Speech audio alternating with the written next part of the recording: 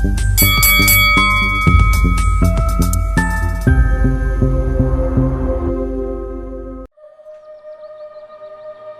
laging may sariling mundo si Mayumi.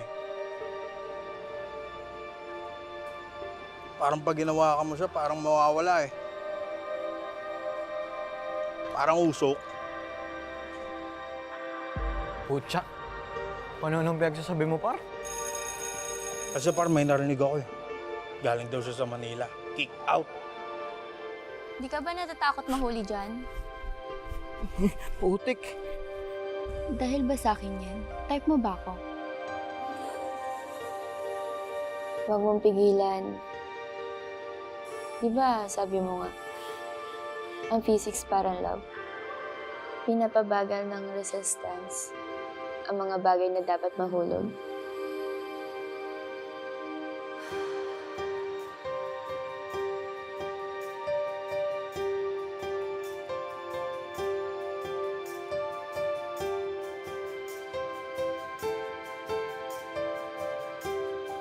Ang lamig mo bigla. Tsaka kasi kanina parang iba ka. Eh baka nga iba talaga ako. Ikaw talaga yung babaeng gusto ng thrill, no? Kaya siguro baliw na baliw sa si Lance. Lahat tayo may ginagawang kalokohan sa buhay. Wala akong kailangan ipaliwanag kahit kanino! Alam ko yung gusto mo.